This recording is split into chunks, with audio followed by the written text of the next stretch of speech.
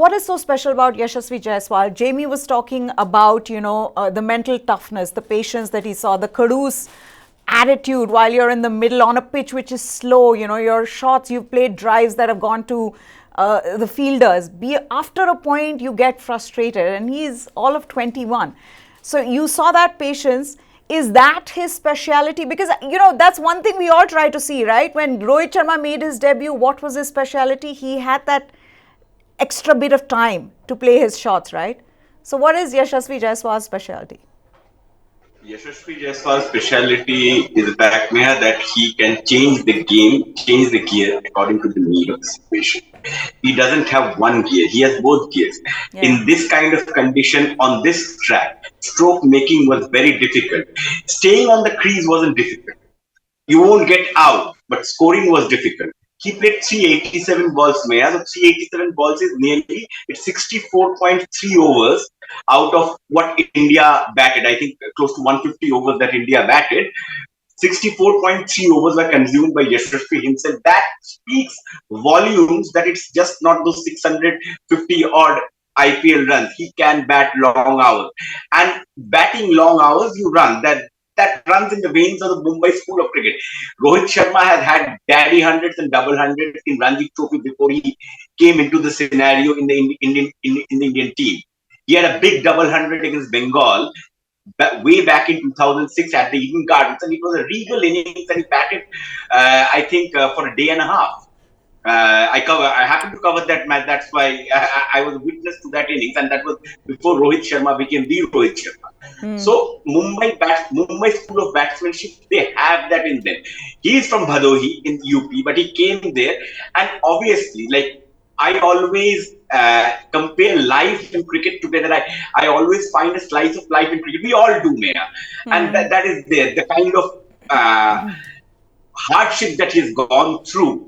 Although I believe the Panipuri story has been done to death, and there is a bit of an urban myth. He was once told by someone he knew that, can you stand for me? And he stood there, and after that became a myth. Thanks to us, the media, because his childhood coach Jwala Singh, with whom he had stayed for years, had given interviews to my colleagues, and he has said that part is, I believe, a very small part, and even Yashasvi doesn't like that part to be highlighted, because that was a very small part. But the part that could be highlighted is how he has trained his mind. He was sent to England at the age of 14 and 15. He had been to England when he was 15, stayed there for a month or 2 months, played cricket over there. The guy doesn't know anything apart from cricket. He just wants to play the game. He was taken to Talegaon in Maharashtra, where RR has an academy, where he stayed alone, and he would practice maybe one shot 300 times just to perfect it.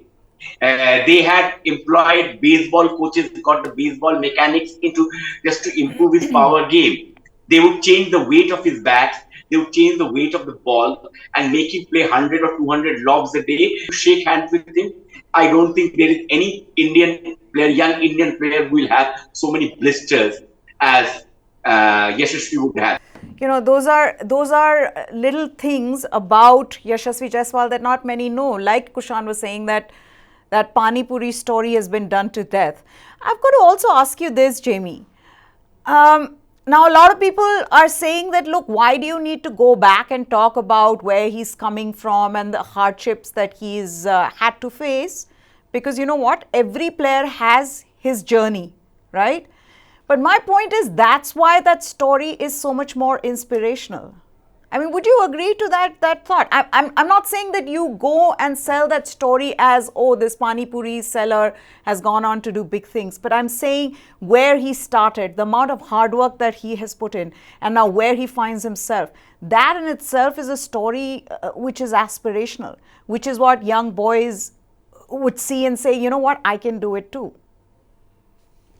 Absolutely. See, this whole issue of selling a story, I mean, look, I don't think we should get too much into it because that's what the media does. That's what we do, right? Sometimes a player may push, or a player's support system may want to push a certain narrative in a certain way, but that's just one part. And you're absolutely right. That is an inspiration, right? Like I was just in Mumbai for 2 days. On the drive from the airport to home, the cab driver, he's in his 60s. He comes from Bhadohi, where Yashasvi Jaiswal comes from.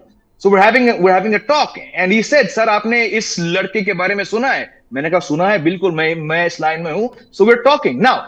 This old man, Yadav ji, his name was. He was giving an example of the same environment where Yashasvi Jaiswal has come from. His reference point was 1984 when he was doing his inter college.